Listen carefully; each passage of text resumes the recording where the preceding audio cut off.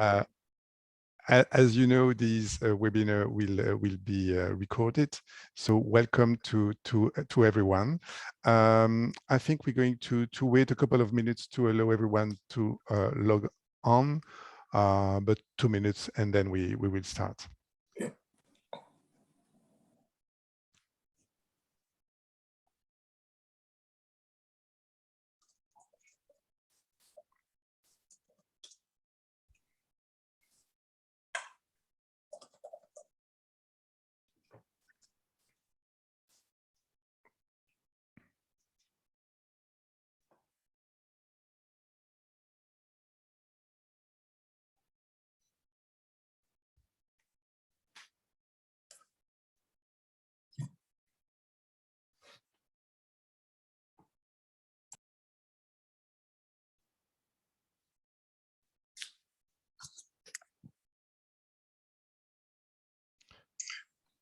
So I think we can kick off.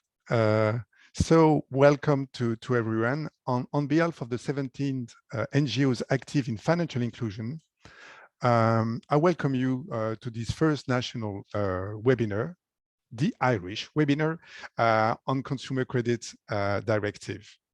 I will just present to you the agenda of the day.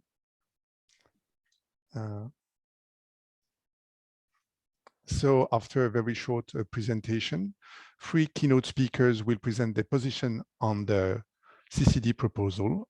After that, our panelists are going to, let's say, present their question to the speakers for discussion. And in the last part, we will check in the Q&A, let's say, section, what are the questions raised by the audience we're going to present to the speakers and panelists.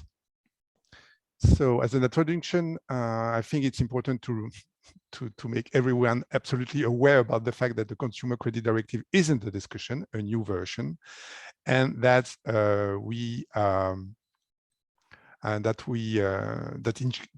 include a lot of correction required to achieve a safer credit market, together with adjustment to the increasingly digitalized future. Our European-based coalition has come to propose measures to develop safe, fair, inclusive, and sustainable credit markets. And our coalition is also proposing measures that reinforce responsible lending to broaden the offer, together with a reduced level of non-performing loans and over-indebtedness. This is really what we would like to achieve. So now it's time to present to you our keynote speakers.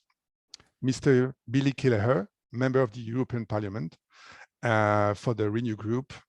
He is, among other, member of the Committee of Economic and Monetary Affairs, active on the CCD. So thank you very much, Mr. Kelleher, to join us. We know that you will have to switch and to get out for some time during the meeting, but we will take care about that. Then after that, we will have Dr. Stewart Stamp, which is an independent researcher and research associate at Maynooth University. Stewart's main areas of interest are personal over-indebtedness and financial exclusion from an inequality and human rights perspective. And then Mr. Timmy Hennessy, Principal Officer, Department of Finance in Ireland. Timmy works in the banking division, where he is responsible for consumer protection in retail financial services, mortgage policy, and SME access to credit. So I give you now the floor, and Mr. Kelleher, the floor is yours for 7 minutes. As we explained, Aoife will be the timekeeper, so just to allow everyone to have the chance to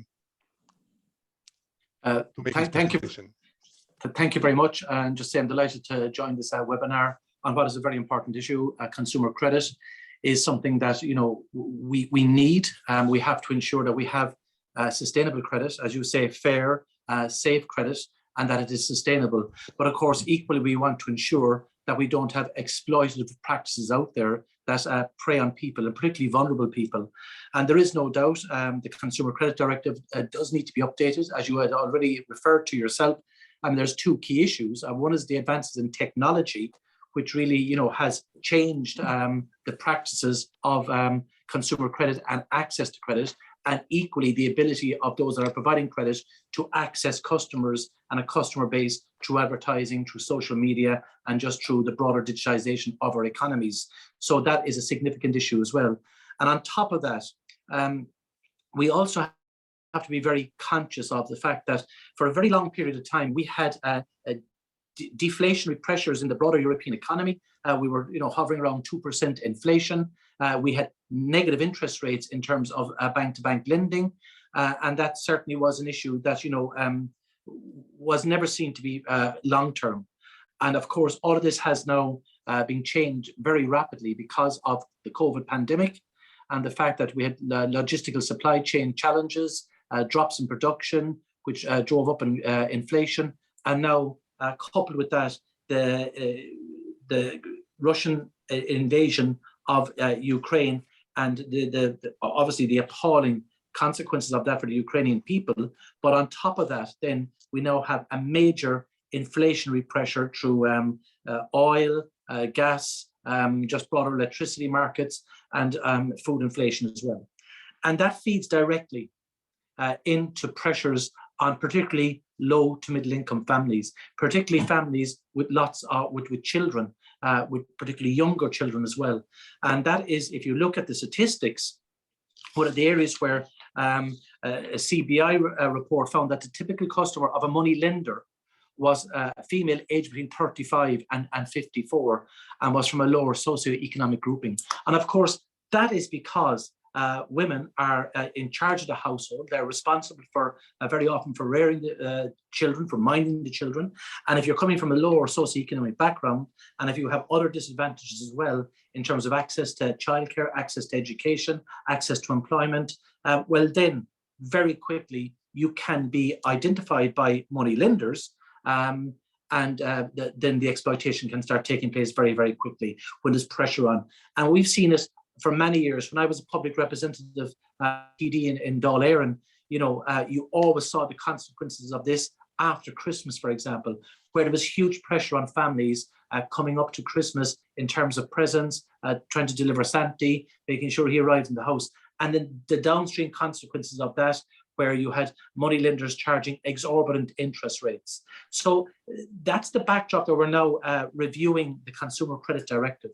And while the Commission published its report in 2021, it is now going through the democratic process of the various political groupings in the European Parliament, sitting down and negotiating to try and find a compromise that has the broad support of the European Parliament about the new directive. And the new directive, in my view, is critically important. And I will say Ireland has fairly robust legislation itself, but we do need to have a transnational, right across the entire European Union, uniformity around the issue of credit, consumer credit and consumer protection.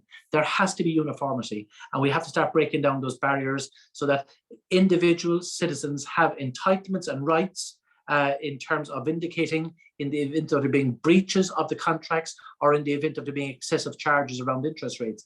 And equally, that there's obligations on those that are providing the credit to ensure that they are providing best practice in terms of the product and the charges as well. So for all of those reasons, we do need to ensure that the new Consumer Credit Directive, when it comes to the Parliament, will have broad political support, and that it will do what it's meant to do, which is two things: to ensure that we have safe, fair, sustainable credit. And we all know that credit is a very important component in terms of people having access to it.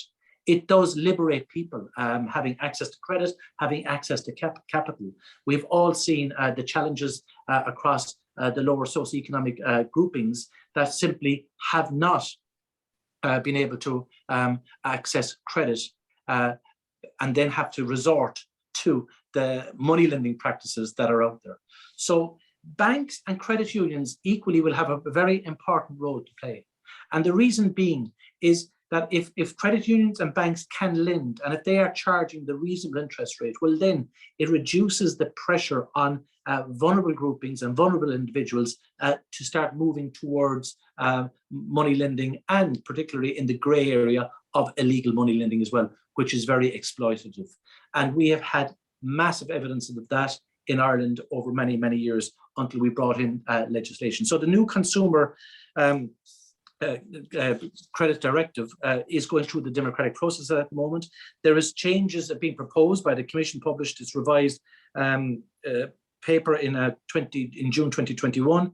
It is about taking away the lower limit. In other words, there was a limit of €200 to take away that floor. So all credit, regardless of how small, will come in under this directive, and to increase the maximum up to 100,000. That is one area that's been proposed. Another high-risk area will be in scope, including buy now, pay later schemes and overdraft facilities, as well as the crowdfunding credit services as well, which are all new because of technological advances. And then it will require member states to put a cap on interest rates applicable to credit agreements or on the APR as well. And we have seen massive exploitative interest rates over the years in some countries, or from some money lending institutions, or those that are providing credit. And as I said, particularly targeting in on those that are most vulnerable. So I certainly want to see uniformity. The Minister for Finance in Ireland obviously is bringing forward legislation as well around this issue, but I would really like to see across the European Union a directive that does what it's meant to do, which is still to allow credit to be provided, but it's not exploitative, that there's proper contractual obligations, that the information that has been circulated is factual and is fair, and it doesn't try to entice people that simply would not be able to forward the obligations that they are entering into. And all of these things must be done very, very quickly, in my view, because of the potential risks of an awful lot of families in the lower socioeconomic groups falling in to difficulties because of inflationary pressures in the broader economies of the European Union at the moment. So it's timely, and I welcome this debate on this webinar as well. Thank you very much. Thank you, Mr. Kelleher, for your let's say positioning and very clear statement. Now, Stewart, would you be the second one to take the floor? Thank you. Thanks a million, Olivier. Good morning to you, and good morning, everybody. Yeah, I'm going to come at this from just a slightly different angle, more of a sort of a social policy, sort of welfare angle, because I think consumer credit is a welfare issue, or certainly has very important welfare dimensions. And of course, in Irish society, we've had a sort of an up and down sort of relationship, I think it's fair to say, with consumer credit. Certainly in the early 90s, there was an aversion, or up to the early 90s, there was an aversion to consumer credit. You saved, you didn't borrow. Then the credit boom came, of course, driven by financialization and what we now know to be sort of imprudent lending, according to the Oireachtas Banking Inquiry, and obviously regulation issues as well, which led to a credit boom, a massive credit boom, a huge extension of credit. And then obviously following the global financial crash, we had the credit crunch and much tighter rules, particularly around mortgage lending and so on. So I think we've almost gone from like a very sort of Catholic familial type view of credit, you know, you save, you don't borrow, to almost like a liberal or a neoliberal view, you know, credit is good, let's get it out there and make it as available as possible, overly so in my opinion. And since the crash, we've actually had a more of, if you like, a social view, I think, much more of a social view of it, but with still strong moral undertones. And I notice in the directive, there's reference to the term debt forgiveness, which is a term that I, and I think some others on the panel and so on, may have problems with, because it tends to imply blame, you know, and the blame tends to be assigned to the debtor rather than to the body that lent the credit. I'm sure we'll talk about that a bit later on.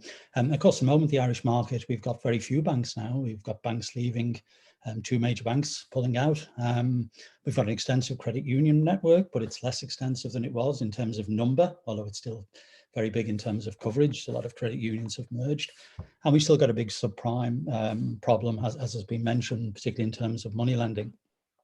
So we've got quite a distinctive market, I think, relative to a lot of other European countries. And just the point about the human rights dimension to consumer credit, there's a risk involved in borrowing. We often hear about risks involved in lending, but there's risks involved in borrowing. And the risks, as I'll point out in a few minutes, can be very severe for people. And there's a power imbalance between very resourced, institutions and individual sort of atomized, if you will, consumers. So we need to be very careful that we make sure that we do whatever we make sure that that playing field, if you like, is rebalanced, and that we focus very much on people in terms of rights in this area. But we have quite considerable inequality across Europe, and it's been magnified, of course, by the pandemic. And that inequality plays out in various ways, particularly in terms of income. We have relatively, significant numbers of people at risk of poverty in Ireland, around about 13 to 14%. We have around 16% of people who are deprived, which means that they're unable to afford certain things because of lack of money. So, we've quite a fairly sizable sort of marginalized market, if you like. And that marginalization also relates to what was mentioned before in terms of information technology and people's ability to access information technology. Maybe they can't afford to access it, and also to use it. Some people just don't have the wherewithal, the skills, or the capacity to do so. And so a human rights approach really needs to take into account, I think, 4 things. People need to be informed and advised properly. They need to be supported where they need it. People need to be able to advocate for and with them. And we also need very strong protection regulation, and where things go wrong, access to redress and compensation for people as well. So my main concern is actually consumer credit at the margins. And when I talk about margins, a lot of people live on very finely balanced budgets, particularly people on the lower incomes, as has already been said. And we know that as prices rise, and we have reports in the paper today that the SRI predicting, inflation might peak around 8% in the summer. So this is going to have a huge impact on people's budgets. And many people we know live week to week, they live day to day. And events like this, increases, can be hugely have huge impact on people in terms of a tipping point. So I think we need to think about why people borrow. And a lot of borrowing at the margins, the research tells us, is for survival. It's for essential expenses. And I don't think we should have a situation where we have people having to borrow for what society considers to be essential. So we need to look at things like alternatives. We need to look at things like universal basic services. We need to look at grants. We need to look at alternatives to credit for essential basic needs. But of course, if a credit is granted and it's unaffordable, okay, there's consequences on both sides. There's consequences for the institution. It shows up on the balance sheet, but there's consequences for the person or for the household. And a very small amount of overborrowing, even a very finely balanced budget, can very quickly spiral out of control down a thing which we sometimes refer to as the slippery slope of insolvency, which can end with people in very bad situations indeed. So suppose that the issue of imprudent lending and making sure that money is extended, credit is extended responsibly and appropriately, it matters. It matters from a welfare perspective. And I think that's a very important thing that we need to consider. As I say, that burden is not equally shared. A debt on a balance sheet is one thing, but a debt for a household or a family can lead to awful things happening, people going without basic essentials, mental health issues, maybe physical health issues, and so on. So I think that there's a very unequal, if you like, burden often borne when debt problems occur. So I think in that context, the directive has almost sort of 4 functions, really. It has to try and balance facilitation of credit, as has been mentioned, which obviously can be a good and an important thing. It needs to prevent over-indebtedness occurring. Where it does occur, where problems do occur, it needs to cure it, try and cure it, and also to try and rehabilitate people who get into difficulty. So those 4 things. So in terms of facilitation and prevention, what we're really talking about there is responsible lending by way of, the laws, the actual rules that we have down there, the regulations, how they are enforced, which of course is crucial, the affordability of credit, which has been mentioned, and also prudential practice by our financial institutions. So there's a huge responsible lending area. And there's also a responsible borrowing area as well around financial information, financial education, awareness, financial capability, and financial inclusion. So those 2 things, there's an awful lot involved, I think, in this. And I think the credit, the directive that we have, is certainly going in the right direction. But I think, a lot more needs to be done, particularly around the margins. In terms of the curing and rehabilitation, it's great to see reference in the directive to debt advice It's great to see reference in the directive to early intervention and to forbearance and so on. But how these things will play out actually in practice, I think we need to talk through a little bit more, because much seems to be left to national authorities. And just finally, I have a point, evaluation, evidence and change. And I think this is something that we need to do a lot more of. We need to engage, we need to ask consumers and citizens much more for their views and opinions and experiences on what works and what doesn't work. I think we need to listen to people a lot more. We need to evaluate things a lot more. We maybe need to test things. You know, if we're thinking about putting in place a regulation or a particular requirement, you know, to see how would that actually work in practice, not how do we think it would work, but how it might actually work by doing some sort of pilot scheme or something like that. But my bigger point is that we really need more consumer feedback and feed into policy, I think, in order to make these things tangible for people. And finally, when we discover things that aren't going well or things that need to change, I think we need to react much more quickly. And I know there's a proposal to review the directive in 5 years' time, I think it is. You know, I think that's a very, very long time. I think we need to be doing it much more regularly, much more quickly. So they're my points. My main issue, I suppose, and concern is around the margins, people who are marginalised. I think if we can make it work for people in that situation, it's likely to work for others as well.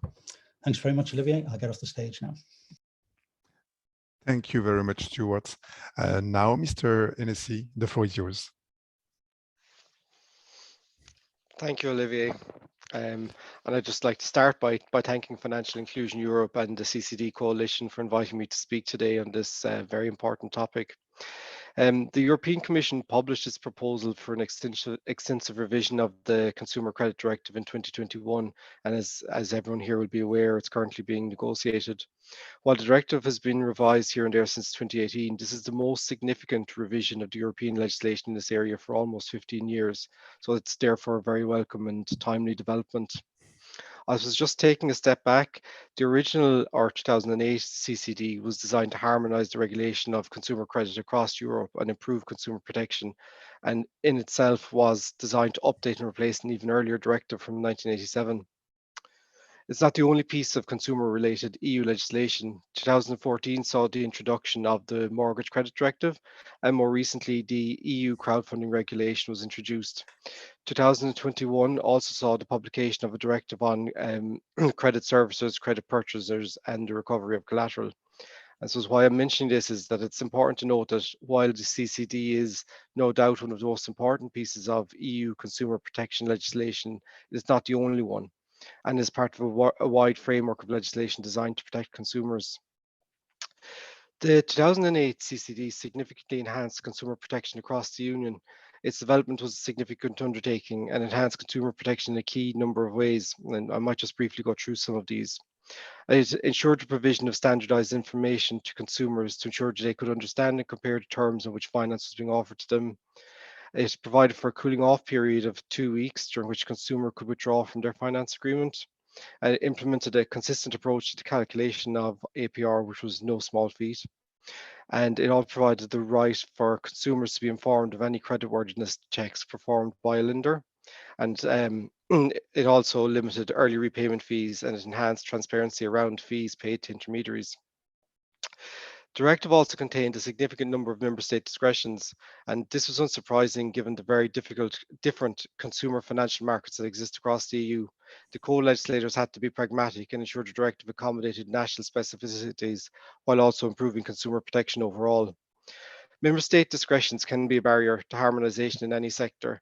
However, they are necessitated by the very different markets that exist in different member states. The harmonisation of markets is an iterative process that needs to happen over time as directives build on top of one another. However, as acknowledged by several reports, there remains significant market fragmentation in this area, and the proposed directive is intended not only to improve consumer protection, but also to improve the functioning of the internal market in this area. I might just now speak briefly about the proposal in an Irish context. The proposal contains a number of positive developments. As a recast proposal, it affords the opportunity to streamline the CCD and improve the text overall. The 2008 directive was vague in some places, and this perhaps led to different interpretations when individual member states transposed it. So on a practical level, the new proposal has attempted to address this issue, which should improve harmonisation across the Union. The proposal also aims to implement some significant policy changes. It will extend the scope of the directive to now include loans below €200, and this should extend consumer protection to more vulnerable consumers who are more likely to borrow under this threshold. It will also place a cap on interest rates on consumer credit, although no specific cap is established in the proposal, and it appears to be left to member states to establish one. It will oblige lenders to inform customers if an offer is made based on automated profiling, and it will improve creditworthiness checks, and it will also introduce obligations for member states regarding financial education. I suppose it's interesting to note that the Irish policy community identified many similar issues as areas where our domestic legislation should also be strengthened. There are two bills currently before the Houses of the Oireachtas. If it passed, these bills would introduce interest rate caps on the different sectors that provide consumer credit. They will also legislate for new types of consumer finance products that have emerged in recent years, such as PCP finance and buy now pay later type products. Protections for vulnerable borrowers will also be enhanced by banning home collection charges and also simplifying interest rates for short-term loans to ensure that the cost of credit is more easily understood by such borrowers. In this age of computing and digitalization, the difficulty with any legislation in this area is that it can quickly become out of date. The current proposal seeks to acknowledge the changing consumer preferences that digitalization has brought about. Digitalization now greatly increases the opportunity for genuine cross-border community activity, which is expected to increase over time. Is therefore now more pertinent than perhaps it was in the past to improve harmonisation and market integration while ensuring consistent consumer protection in all EU member states. The development of EU legislation is necessarily a time-consuming process. The 2008 directive was originally proposed by the Commission in 2002. And it was difficult to imagine, even in 2008, how technology would affect consumer financial services today. So the revision of the CCD gives us an opportunity now to address and also to future-proof for the increasing digitalization of consumer finance. Consumer protection must evolve to ensure that consumers are adequately protected as new types of financial products are made available. There is now also an increased understanding that as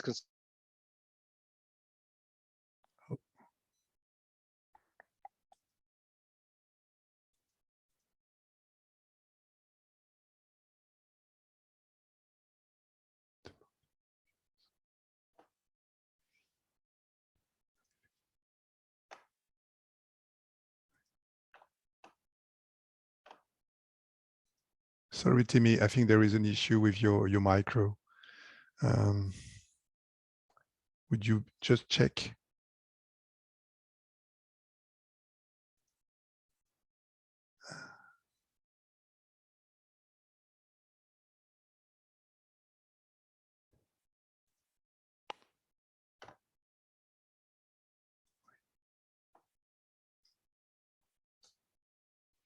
So Timmy, do you have the opportunity to open your micro? Sorry.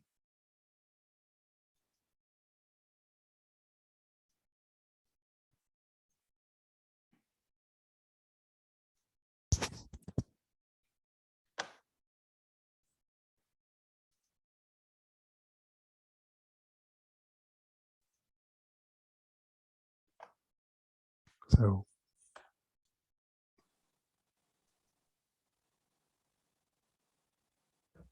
Okay, sorry, I think things are now. Timmy, you should be able to, yeah, to open your micro again.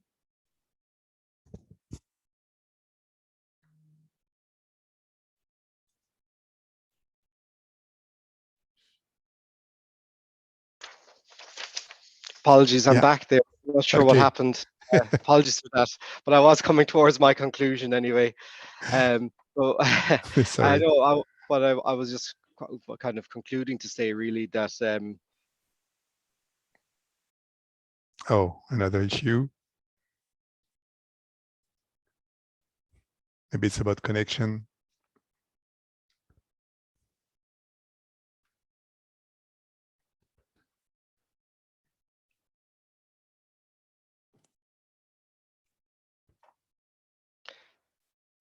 I'm back again. Apologies. I'm not sure what the technical difficulty is on my side, but if it goes off again, please do continue without me. But I was just saying that the CCD is an important step forward and should promote a more harmonized single market and increase consumer protections. And its increased scope will ensure consistent consumer protections will be provided to all consumers, but in particular, vulnerable consumers who borrow small amounts will now benefit from the increased protections. I suppose the kind of final point I just want to make is that, you know, consumer financial markets can and have developed quickly, and, you know, it can be difficult now to envisage how digitalization will look in 5 or 10 years' time. And it's therefore very important, as Stuart also said, that the CCD is adapted dynamically to respond to market changes over time. So that's kind of my concluding comment, and thank you very much. Apologies again for the technical difficulties. No problem, Timmy. Thank you very much for your let's say presentation. Now I will now present to you the panelists. The 4 panelists here are key experts on the field of let's say over-indebtedness and budget management. We first have Gwen Harris. She's a regional manager of North Dublin Maps. Gwen worked with Maps since 1996 and had been very active in money management education and social policy. We have then Paul Joyce, Senior Policy Analyst at the Free Legal Advice Center. Paul is the author of both Free Legal Advice Center major report on debt and legal system in Ireland. Then Mrs. Muriel Dolan, Deputy Director of Communication at the Competition and Consumer Protection Commission. Muriel has over 20 years experience in consumer personal finance, and she works in the central banks of Ireland in the past. And last but not least, we have Mrs. Angela Black, Director at the Irish Banking Culture Board, and Angela retired Chief Executive of Citizen Information Board and has been involved in provision of information, money advice, and advocacy.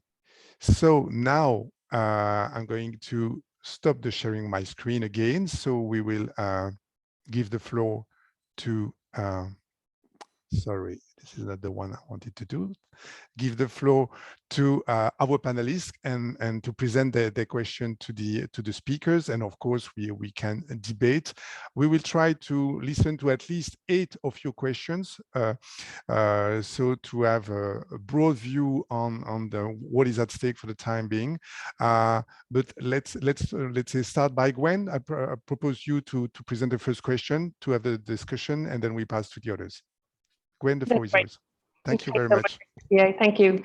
I suppose the quite ironic timing of the start of my career in MABS is pre the Consumer Credit Act of '95. It hadn't enacted at the time. So when I started, there was no consumer legislation that we could use as much as we can today. So welcome, as always, the developments and changes in any legislation that we can use to protect the most vulnerable and marginalized in our communities.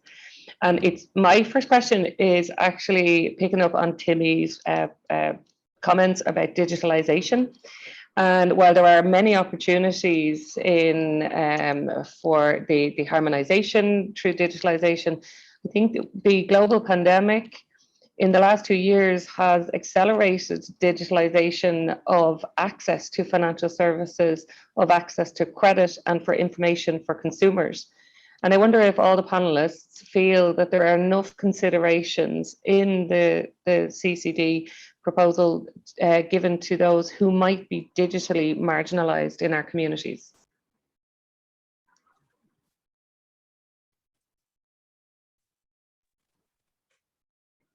Feel free, anybody? Thanks. Will I start, please? Olivier, yeah. Please, of course. No, Gwen will be the simple answer. But again, it's, I think, a bit like the directive in general. It touches on things, but it needs to, I think things need to develop a lot more. I think the issue for me is broader than just credit. It's people's ability to interact with the services that are there to assist them in terms of credit and debt. And a piece of research we were both involved in not that long ago, social distancing on the margins. where we looked at the impact of the pandemic on clients of MABs in particular. And one of the big things we discovered was an awful lot of people were having difficulty actually interacting with the services that were there, because the services now weren't face-to-face, they weren't in person, and people obviously had to interact via, electronic means. So it was actually a barrier to people even interacting with the services and supports to help them. So I'd like to see much more of an emphasis on, as I say, that particular group of people. I think there's some things in the basic banking account directive, I might touch a bit on that later on, I think might be useful, that we could actually see if they could fit into the Consumer Credit Directive, but certainly more needs to be done. And I think it's broader than just credit, it's more, in terms of interacting in general as part of society. Thank you, Stuart. Maybe Paul, if you want to present your first question, please. Thank you, Olivier. Good morning to everyone. Yeah, my first question is really looking at the domestic perspective. So the question is, how will the revised measures be made real and relevant to people's lives in Ireland? And the context for this question, I suppose, is previous directives, and firstly, previous directives and how are they were transposed. The 2008 Consumer Credit Directive was transposed by regulations, not by primary legislation, thus depriving the Houses of Parliament the opportunity to actually debate the terms of the legislation and how the directive would affect people in Ireland. And the same thing happened with the Mortgage Credit Directive in 2014. So I suppose my first question really is around, how will we create a consciousness around the Consumer Credit Directive, the revised directive, and what it means for people? I took the liberty just the other day to put in the words Consumer Credit Directive and the words pre-contractual information on the Central Bank of Ireland website and the Competition and Consumer Protection Commission's websites, and nothing came up. I don't think people are aware of these measures, where they come from, what they actually mean. They haven't been explored by the courts in Ireland. I'm not aware of any questions that have been sent by domestic courts to the Court of Justice of the European Union around the directive, around pre-contractual information, creditworthiness, and so on. Unlike some other countries, such as France, where there've been fairly, consistent references, and where the directive, 2008 directive, has been teased out. So, it has to be made real for people. I think we have a history of just transposing a directive and leaving it at that. And it's not good enough. These things have to be made real and pragmatic for people. So that's my first question. I might come in there if I may. Of course, please, Tim. Yeah, Paul spoke about a process that as a civil servant I'm very familiar with, which is the transposition of EU legislation into Irish law. And the decision as to whether to do it by primary legislation or secondary legislation ultimately depends on the final product when it's agreed by the co-legislators. But I would say that irrespective of how it will be transposed, the Department of Finance, which will be responsible for the transposition, will carry out a public consultation, particularly focused on any member state national discretions. And the consultation process is actually really important, and it does allow civic society groups, but also individuals to comment on the proposed method of transposition. And these things are actually taken very seriously, and any comments received are balanced up, and they're taken into account during the transposition process. So I would encourage anyone with an interest to come forward at that point, and certainly to make a contribution to the consultation process. But also more broadly, the department is very open to meeting different groups who have an interest in the directive and its transposition. And you can make contact with myself or any colleague in the department about this, because the more consultation and collaboration there is, the better end result invariably for the Irish consumer. That's what I found during my experience of successful transpositions of other directives. Thank you very much for this response, Timmy. Before to pass the floor to Muriel for his first question, I just would like to invite the audience, the participants, if they want to raise questions. The Q&A section is open for them, so they're more than welcome to raise the question in this section. Muriel, the floor is yours. Thank you very much. Good morning, everybody. My name is Muriel Dolan. I don't think I've met everybody here. Sorry, I had technical difficulties getting on.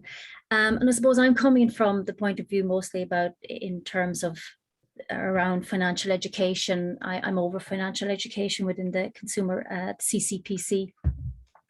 And my first question looks at, you look at the directive, and every piece of the directive talks about credit intermediaries, but yet within Ireland, credit intermediaries do not fall under the regulation of the central bank. The central bank is the regulator for financial services in Ireland.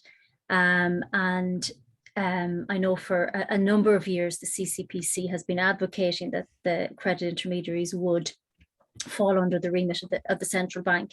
Because looking at PCPC credit, which is the majority is sold by credit intermediaries, and that's when the consumer makes the decision to actually take out credit to buy the car.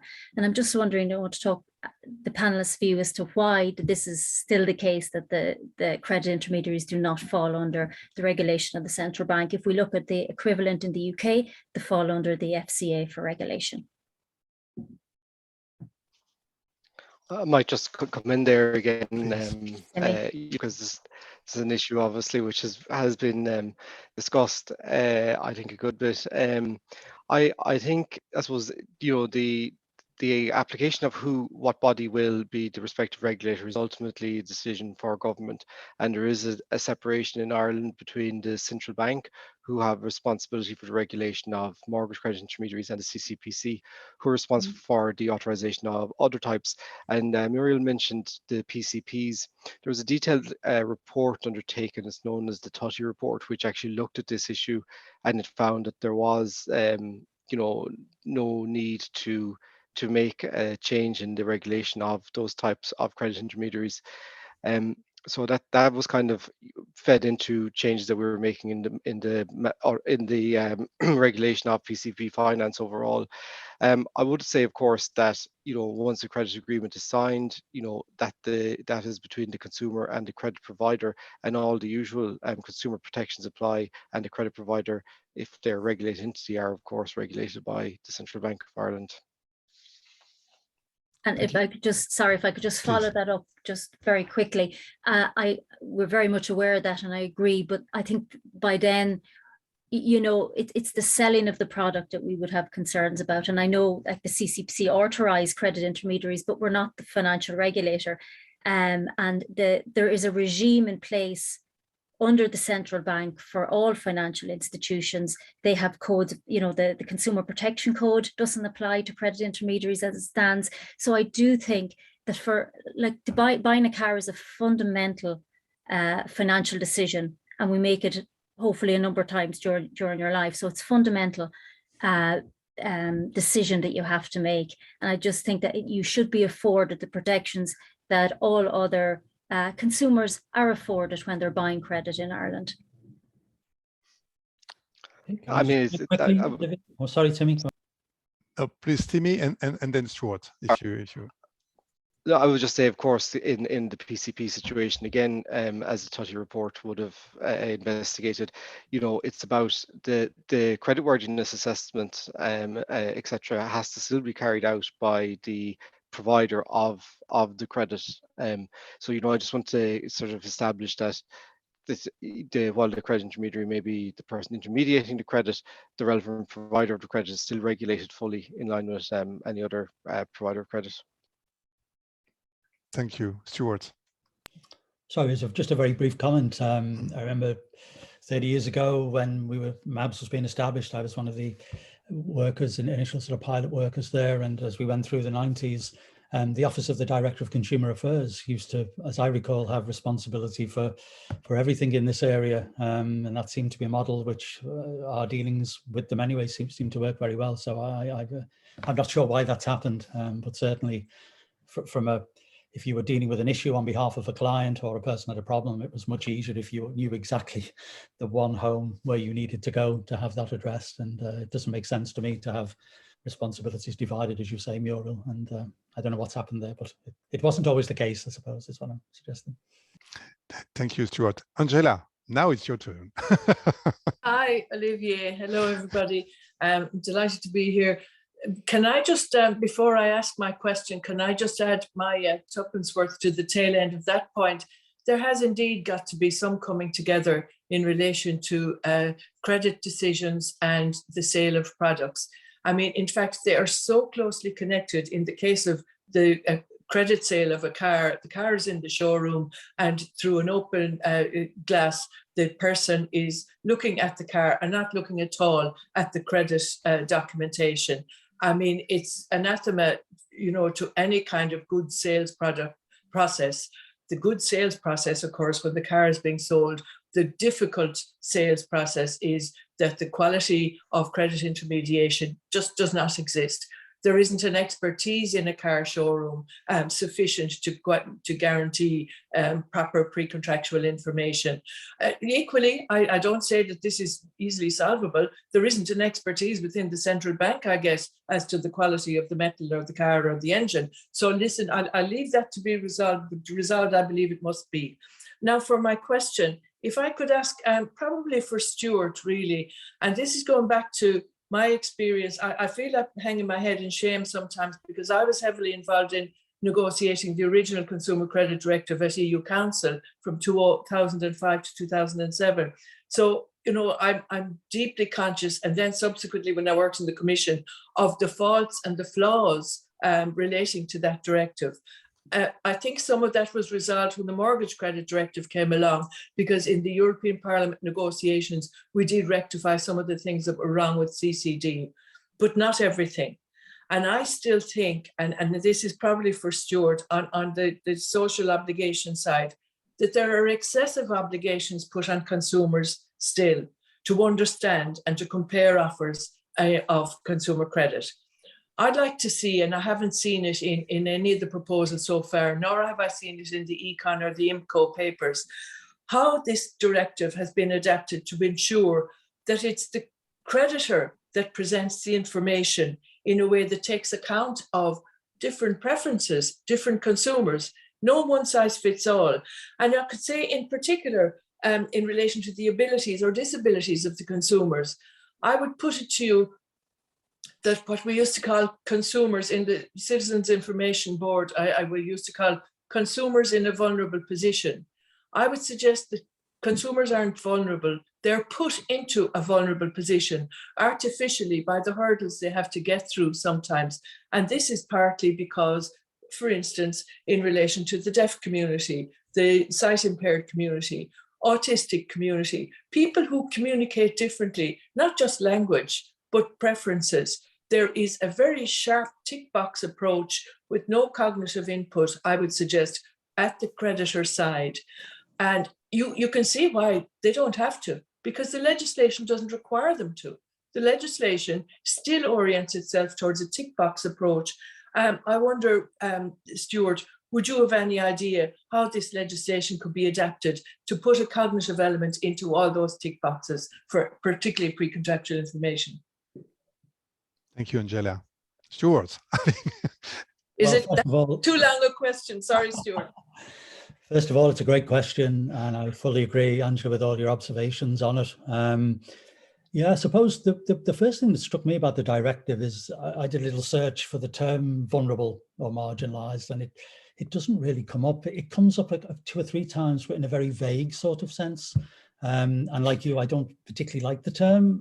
Marginalised, in a sense, is a term I prefer because it suggests something that's happened, as you say, to people, rather than, if you like, something that maybe puts the burden too much on the person concerned. So I think terminology might help us a little bit. But one of the things that struck me, and I'm not saying this has happened to any great degree, or I don't know, but I'm just reading here from the directive on basic bank accounts, which I think was very progressive in many ways. And it says, member states shall ensure that communication measures are sufficient and well targeted, in particular reaching out to unbanked, vulnerable and mobile consumers. So it was sort of specified. I didn't specify how that would be done, nor I'm not sure whether that's been followed up, to check whether that has actually happened. but I certainly think a much stronger reference. I think social inclusion is referenced in the directive, but just I think just once from memory. So I think a more explicit reference like that might be one thing, but also I think it needs to be backed up, Angela, to be honest. You know, we need to monitor, like I said before, and evaluate, do these things happen? You know, they can look very good in a directive, but do they actually happen on the ground? And we need to be much more proactive, I think, in not just saying, oh, that's very good, it says that in the directive, but making sure that member states have actually implemented it, and perhaps having some sort of mechanisms, you know, to hold member states to account if they don't implement them. So I hope that gets some of the way, Angela. Maybe it's a bit vaguer than you were hoping, but I think that's the type of approach I think that might work better. And obviously, so just one last thing, I think we need to involve groups a lot more in the consultation process, the groups that you mentioned very much, and let them feed in and let them tell us what would work for them in terms of communication provision. I think we need to listen a lot more. Yeah. Thanks, Stuart. Is there anyone who would like to complete, for example, or to add any comment on these? Otherwise, go back to Gwen for a second question, please, Gwen. Thanks so much, Olivier. It's been mentioned a couple of times, responsible lending, obviously, alternatives to credit, and then Mr. Kelleher started the conversation on fair, safe and sustainable lending available to all socio-economic groups. However, there is an emphasis in this directive on reference to creditworthiness and credit scoring. Do the panel feel that this may increase marginalizations that Stuart has referred to and access to affordable, safe and sustainable credit for particularly low-income households? So who want to, yeah, Mr. Kelleher? Okay, thanks very much. Please. Yes, I think there's a number of issues that we have to be very careful with. I'm a firm believer that access to credit that's affordable and sustainable does allow people to move out of poverty traps or to alleviate pressures at certain times. So access to credit is very important. Of course, then when you put restrictions in terms of credit worthiness, you may diminish the people who most need the credit to be able to access it. And that then forces them into illegal money lending areas as well. So that is a significant issue and has always been a problem. And we saw some tragic stories in Ireland over the years, and particularly in the constituency I represent as well in Cork for many years, where you saw that.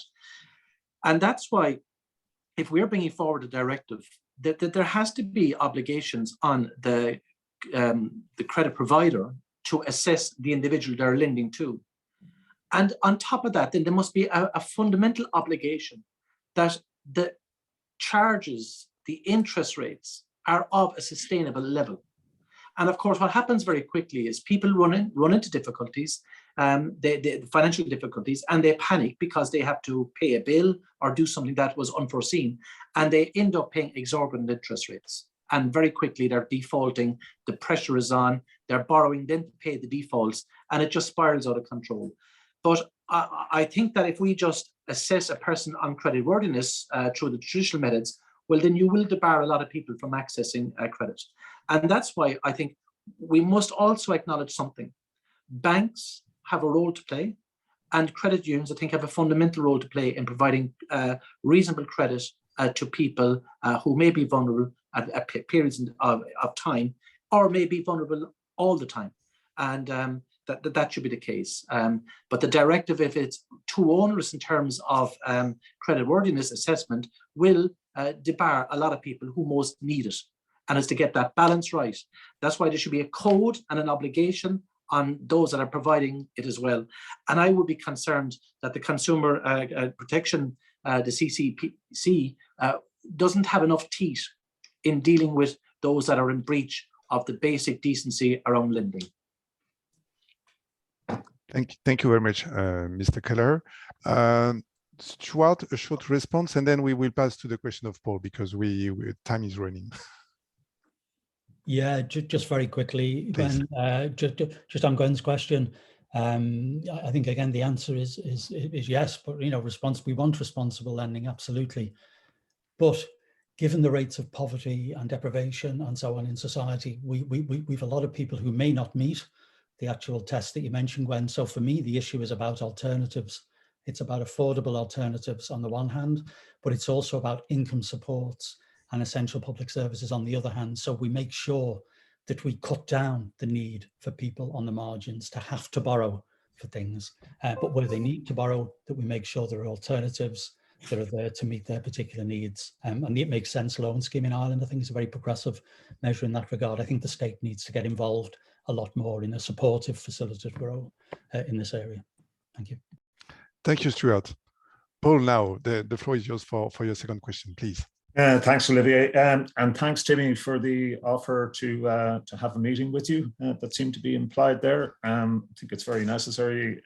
Just around transposition, we've the Consumer Credit Act of 1995, 2008 Consumer Credit Regulations, 2014 Mortgage Credit Regulations. As Timmy said, there's two bills.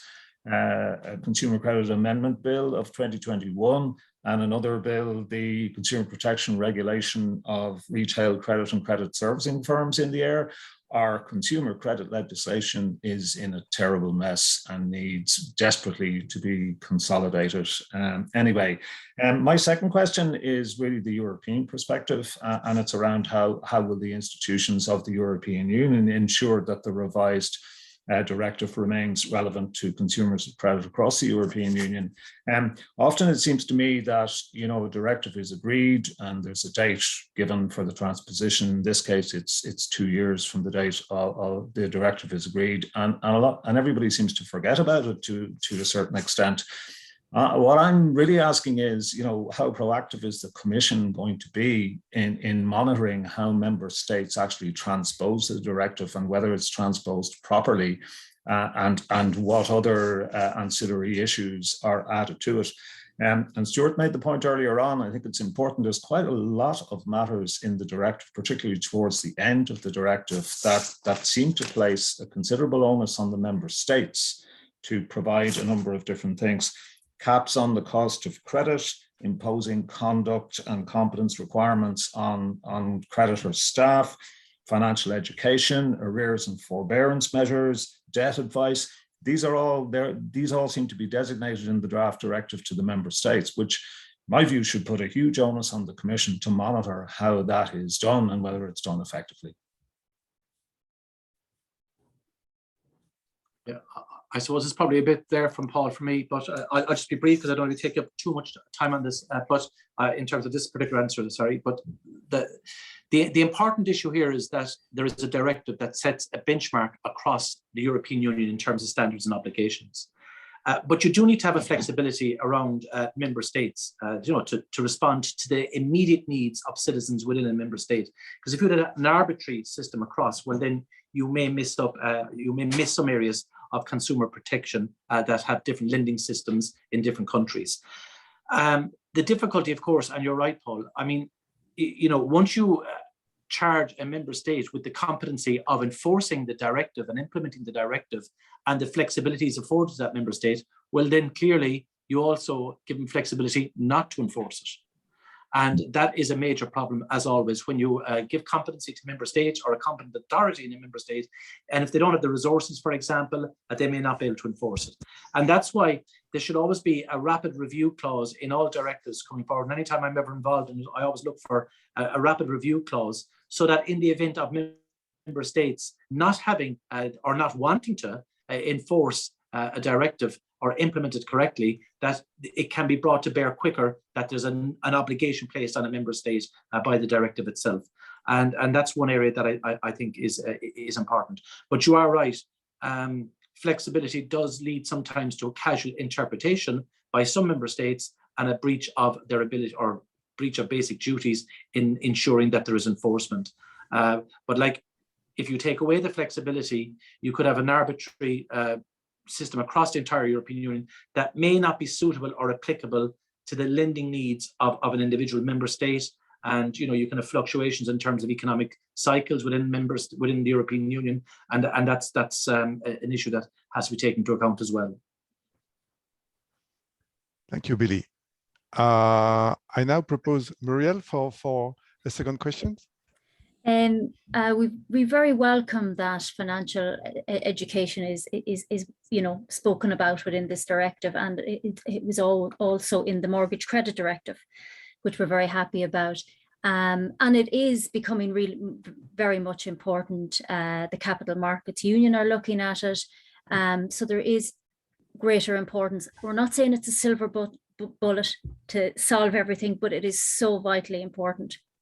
And we're working, trying to get it into the primary education in Ireland. We're working with the National Council, Curriculum Council. So we are doing a lot in that respect. But just looking at it, we're one of 4 European countries that don't have a national strategy on financial education within Europe. And it would be I would like to know the panel's view on that, because you'd have a cohesive approach.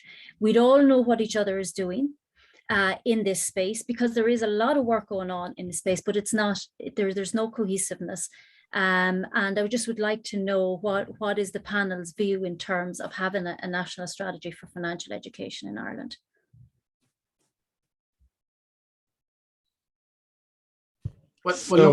Yeah, please, Mr. Kelleher. Well, I mean, from my perspective, I mean, it should. We always talk about education in the formative years. In secondary school, particularly, you have home economics. You have a few educational aspects that maybe touch on it, but I do believe that like nutrition, like some other areas that are very, very important in everyday life, we actually don't have any proper educational systems in place. And certainly credit, financial planning, need to be broadly based, not just in terms of a person who's interested in that through business studies or whatever, but that there is a broad educational program across the entirety of life skills. And as I say, I've seen it firsthand in terms of nutrition, and that is a critically important area, and also in terms of rights and entitlements, and equally in terms of financial planning and access to credit. They are fundamental life skills that should be part of a curriculum in Ireland, but across the entirety of the European Union. Now, can you tailor it for the entire European Union? No, but there should be an obligation that every education system in the European Union has a life skills educational program in all second level schools. It's done piecemeal. It's dependent on the teachers, their interest, but there should be, in my view, a stronger mandatory obligation in those life skill areas, and that includes credit and access to it. Thank you, Mr. Kelleher. Yes, Angela and Stuart. Yes, I suppose I might be seen as a bit cynical here, but I'm really glad that Billy Kelleher is there in the European Parliament, because he might be able to get to the author of the part of the Econ paper, amendment suggestion number 69, where it's asked for a general knowledge of budget management. And I'm asking Billy, do you think that would help at all? Products are so complex. A general knowledge of budget management, I think, is a long way off what we need in terms of financial education. It needs to be very much targeted, and it needs to be just-in-time financial education to reach the products that are being brought out on a daily basis by the channels through which they're being brought out. So yes, I believe in theory a general education from baby infants upwards is fine, but really I think you should speak to the Econ Committee, Billy, if you can, about what a general knowledge will do when you look at the kind of products people are offered and the difficulty in understanding them. Thanks. Yeah, well, I mean, the complexity, Angela, of the products that are being offered, I mean, look, a general educational aspect wouldn't do in many cases, but I'm just saying in terms of giving people the skills to at least to be able to find out or assess or know where to go in the event of they're trying to interpret what the contracts and the terms and conditions of some of the schemes are. Let's be honest, a lot of them are designed to be complicated. Yeah. A lot of them are designed to hide the small print, even in smaller print, and that is a fact. But there's also an obligation on authorities to insist in, for example, even basic advertising. There's basic advertising standard obligations. People can't be saying one thing in an ad and doing something completely different in terms of the contractual obligations. And that is happening, in my view, too often. And there needs to be more enforcement in terms of what is being said in advertising and what is actually happening then when the contract is signed and the payment's being made. Yeah, I suppose debt advice and financial advice is what comes in there, but it's always ex post rather than ex ante, I guess, in our world. I propose to, well, Angela, it was your turn for a question. All right. So my final question, it relates to the decision makers in relation to credit. In the absence of an accountability regime, which is still some way off, the senior executive accountability regime for banks, how can this CCD help consumers to trace back to the decision maker who made the credit offer or who gave the pre-contractual information or any other feature of the engagement so that they can hold them responsible if things go wrong? So if they gave them an incorrect creditworthiness assessment or didn't give them the proper interest rate or didn't give them the right of withdrawal.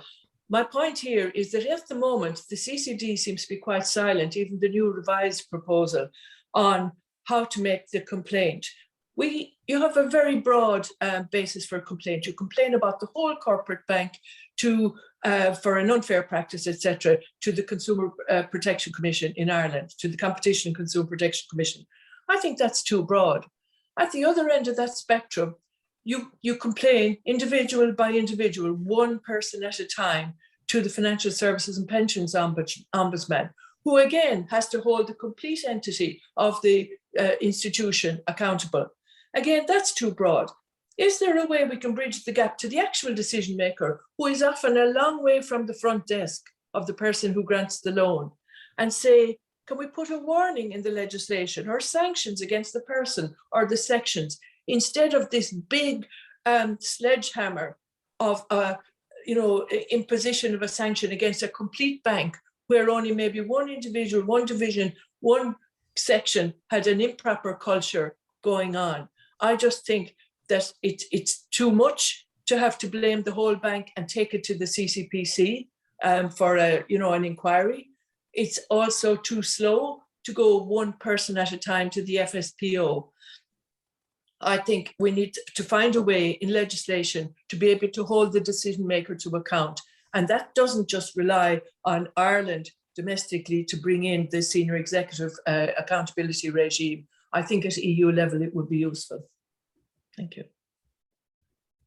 Thank you, Angela. I don't know who would like potentially to respond. It was more like a statement on this issue. Yes, maybe Stuart. And then we have some questions from the public. So I would like to have at least some more time to allow to present some of the questions. Thank you, Stuart. Very, very quickly. Yeah, I think this comes back to the issue of burden sharing, in my view, and who should bear the burden when things go wrong. And some years ago, Paul and I did a big study redressing the imbalance, looking at the architecture around all of this. And my role within it was to interview people who felt who had complaints against sort of financial institutions and the way they've been treated. And I've interviewed hundreds and hundreds of people since the crash for various projects. I've never interviewed people who were so angry about the way that they'd been treated and that they felt the system was almost putting them on trial almost, and saying, look, you have to prove that they didn't do whatever, that the burden of proof they felt was on them rather than on the institutions concerned. So I like to see an awful lot more of the burden placed on the institutions themselves. And maybe if we made things like loans extended in breach of various requirements, if we made them unenforceable, I think that would be a very, very powerful message to send, to consumers, rather than having the consumer, as Angela says, having to go through this, whole process, which is very, very difficult for many, many people. I suppose I should clarify, Olivier. I suppose my question is more, should we at EU level do what Ireland is doing at the moment, and maybe there was a gap to be filled at EU level compared to what we have, or most countries have, just available equivalent of the Consumer Protection Commission and an equivalent of the Ombudsman, and there needs to be something in between, because the whole bank is not at fault, when something goes wrong. No, you're right. Thank you, Angela, for this clarification.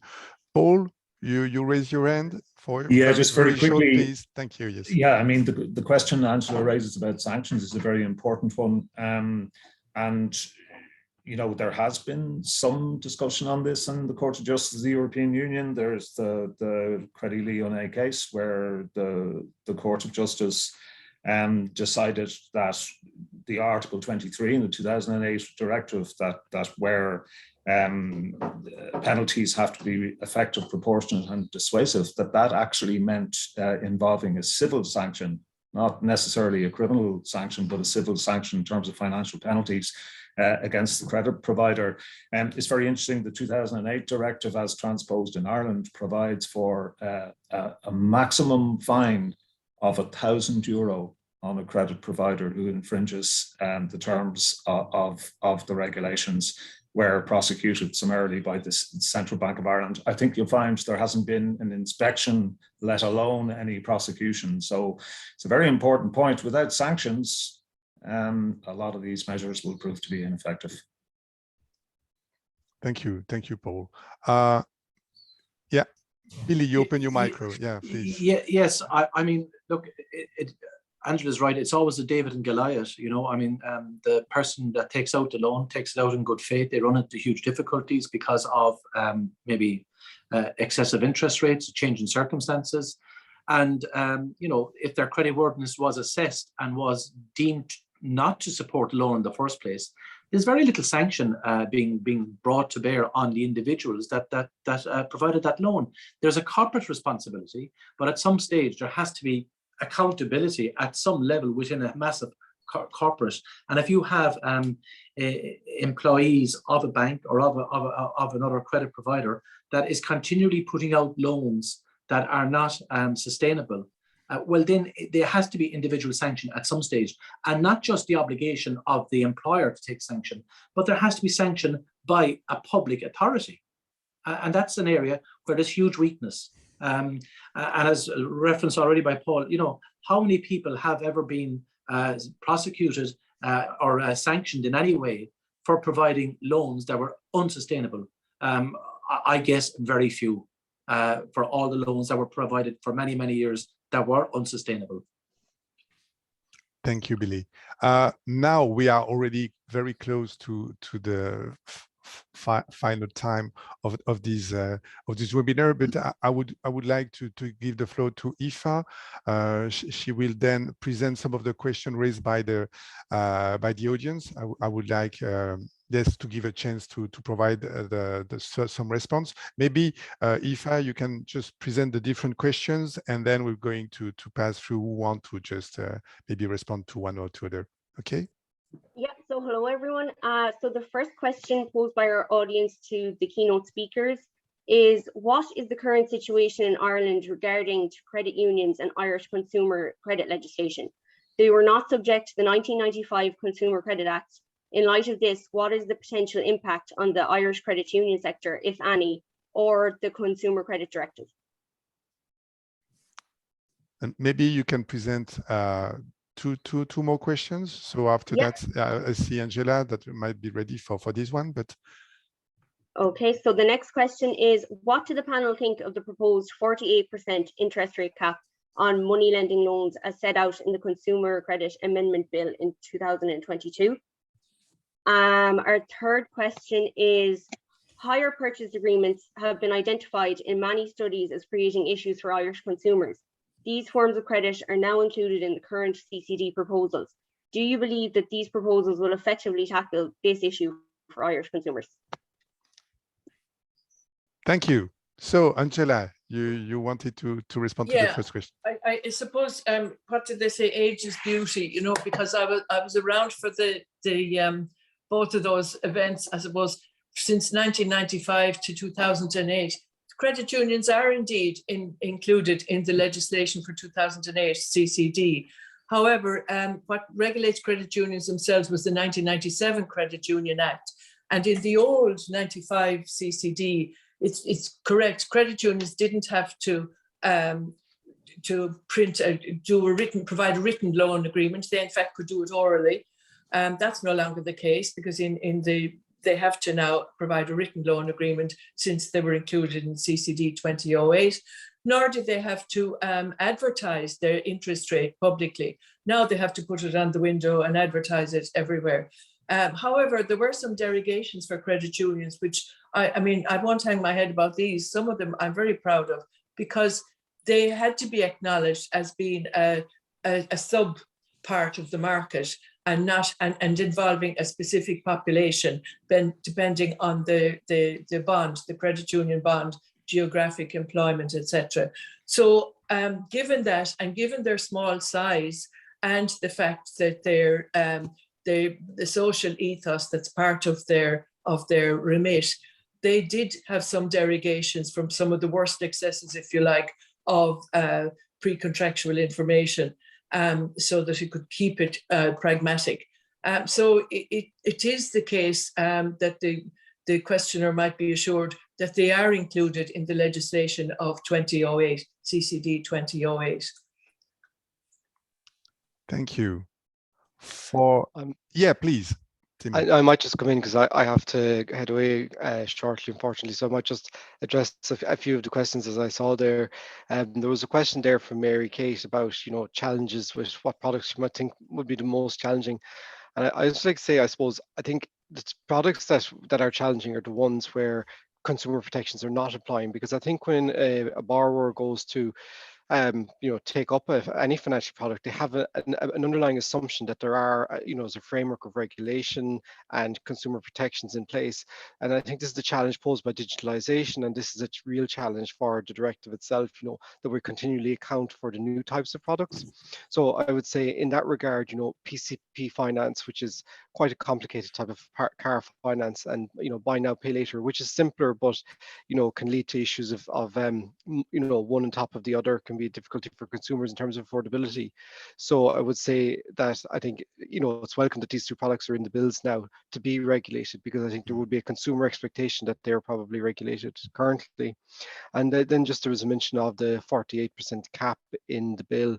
I'll leave it to other panelists to express an opinion on it, but I just suppose say that that's the maximum cap, and the bill as currently set out enables the Minister for Finance to reduce that cap, taking into account a number of factors, policy and principles there. So it's I suppose to say that it's a maximum, but there is the legislation set out in such a way that it may be varied downwards by the minister from time to time. Thank you. Thank you, Timmy. Aoife, maybe one or two last questions, and then it will be time to to close our webinar. So, but the audience is still there, so I think we still can continue a bit. Thank you. So one of the other questions in is from Mary Kate again. What do you consider the key forms of credit most dangerous and risky forms that are creating issues in the Irish market?